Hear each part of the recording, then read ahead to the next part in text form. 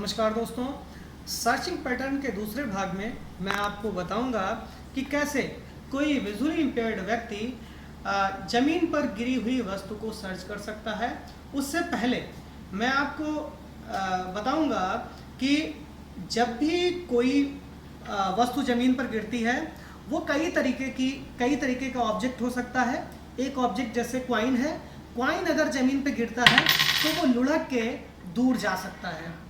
एक चीज़ फ्लैट है, अगर ये चीज़ मैंने देखिए ये ऑब्जेक्ट को नीचे गिराया तो ये वहीं पे या उसके आसपास ही जहाँ पे गिरा है उसी के आसपास रहता है। तो सबसे पहले एक कॉन्सेप्ट बना लेना है माइंड में, मतलब विजुअली इम्पेयर्ड एक कॉन्सेप्ट बना लेगा कि जो भी वस्तु गिरी है वो गिरी वस्तु उसकी आवाज़ कहाँ तक आती है। देखिए मैं बताता हूँ किस तरीके से गिरी हुई वस्तु को सर्च करेगा।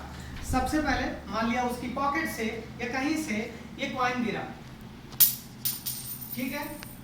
कॉइन गिरने के बाद सबसे पहली चीज है वो व्यक्ति क्या करेगा, सबसे पहली चीज है कि वो उस आवाज को सुनेगा जो ऑब्जेक्ट नीचे गिरा है।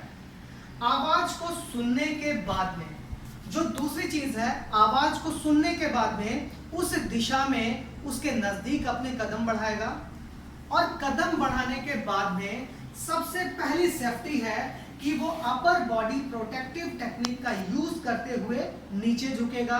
अपर बॉडी प्रोटेक्टिव टेक्निक का यूज इसलिए किया जाएगा क्योंकि हो सकता है कोई ऐसी चीज पड़ी हो, मान लिया टेबल है या चेयर है उसके सामने पड़ी हो जो उसके सिर पे टकरा जाए, तो सबसे पहले अपर बॉडी प्रोटेक्टिव टेक्निक का यूज करते हुए वो नीचे बैठेगा और अपने घुटनों पे इस तरीके से घुटनों पे बैठते हुए वो सबसे पहले क्या करेगा, उसको सबसे पहले अपने दोनों हाथों को जमीन पर लगाना है इस तरीके से।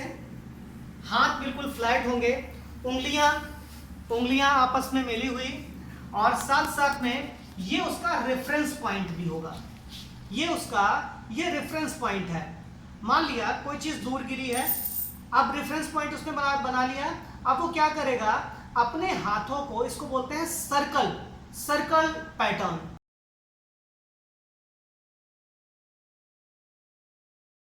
सर्कल पैटर्न में क्या करेगा, वो एक सर्कल बनाएगा और छोटे से बड़ा गोला बनाता चला जाएगा।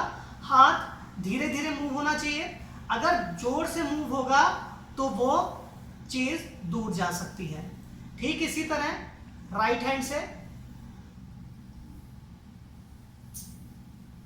देखिए मेरे हाथ में टच हुई, इसका मतलब मेरा ऑब्जेक्ट मिल गया है ना। अगर वो ऑब्जेक्ट कहीं दूर है तो वो क्या करेगा, वो व्यक्ति इस रेफरेंस पॉइंट से अपने हाथ आप थोड़ा आगे बढ़ेगा और फिर आगे की तरफ वही उसी माध्यम से वो सर्च कर सकता है। वो दोनों हाथों को एक साथ भी यूज कर सकता है, छोटे से बड़ा गोला बनाते हुए इस तरीके से। इसको हम लोग बोलते हैं सर्कल मेथड या सर्कल पैटर्न, ठीक है। हाथ को फ्लैट रखना है, हथेली का यूज करना है और उंगलियां जुड़ी रहें। दूसरी चीज है जिसको हम लोग बोलते हैं फैन मेथड। फैन मेथड में क्या होगा, इसी तरीके से बैठना है अपर बॉडी प्रोटेक्टिव का यूज करते हुए।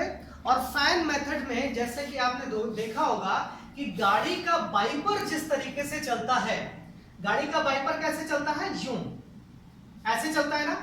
इस तरीके से ही जमीन पे हाथ दोनों रखने हैं और जमीन पे हाथ रखने के बाद जो रेफरेंस पॉइंट है वहां से राइट हैंड से मिल गई चीज, इस तरीके से आगे बढ़ाते हुए हाथ जाएंगे, फिर इस हैंड से और दोनों हाथों का भी यूज कर सकते हैं लाइक दिस, ठीक है। अगर वो चीज नहीं मिली तो हम आगे बढ़ जाएंगे और आगे बढ़ने के बाद फिर उसी तरीके से फैन मेथड का यूज करेंगे। ये चीज हम लोग केन से भी कर सकते हैं, छड़ी से भी कर सकते हैं।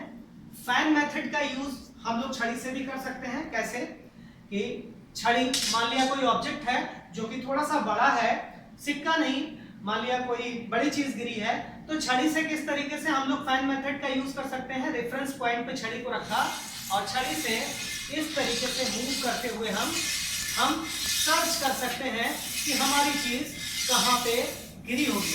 लेकिन इसके लिए जो सरफेस है वो स्मूथ होना चाहिए। अगर उबड़ खाबड़ है तो इस टेक्निक का यूज नहीं किया जा सकता।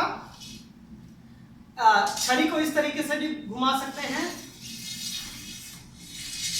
ऐसे भी घुमा सकते हैं और फैन की तरीके से भी घुमा सकते हैं। जैसे ही वो वस्तु मेरी छड़ी से टकराएगी मुझे पता चल जाएगा कि वो वस्तु कहां पर है।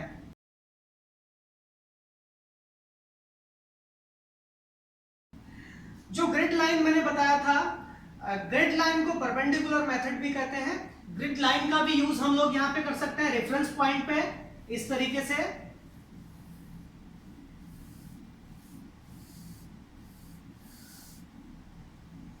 अगर एक मॉडिफिकेशन है इसमें कि अगर विजुअली इंपेयर्ड ऐसी जगह पे है जहां पे वो गंदा हो सकता है, उसके हाथ गंदे हो सकते हैं, तो वो क्या करेगा कि वो गिरी हुई वस्तु को सर्च करने के लिए अपने पैरों का इस्तेमाल भी कर सकता है।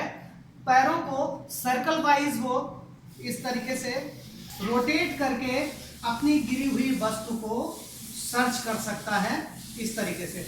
देखिए जो मेरा लेफ्ट पैर है वो रेफरेंस पॉइंट का काम कर रहा है और धीरे धीरे मेरा पैर सर्कल बड़ा हो रहा है और इसके माध्यम से वो अपनी चीज को, गिरी हुई वस्तु को सर्च कर सकता है इस तरीके से।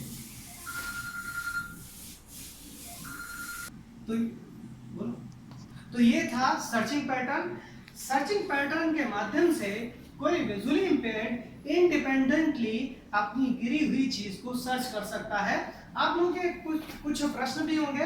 प्रश्न ये हो सकते हैं कि कोई ऐसी वस्तु गिरे जिसमें साउंड ना हो तो विजुअली इंपेयर्ड कैसे सर्च करेगा। तो उसके लिए यही है कि अगर हम साइटेड लोग भी हैं और हमसे कोई ऐसी चीज गिरती है जिसमें साउंड नहीं होती तो हमें पता नहीं होता है कि वो चीज कहाँ गिरी है, हम उसको ढूंढ नहीं सकते हैं। सेम वैसे ही विजुअली इंपेयर्ड के लिए भी वो मुश्किल भरा है अगर किसी चीज में साउंड नहीं है या किसी ऐसी जगह पे गिरी है जहां पे उस वस्तु का साउंड नहीं हुआ है, तो ये विजुअली इंपेयर्ड के लिए मुश्किल है। लेकिन अगर उसे पता है कि उसकी वस्तु कहां पे गिरी है तो वो जरूर अपनी वस्तु को इंडिपेंडेंटली सर्च कर सकता है। इसी के साथ अगली वीडियो में फिर आपसे मिलूंगा। तभी तक के लिए आप सभी को बहुत बहुत धन्यवाद। नमस्कार।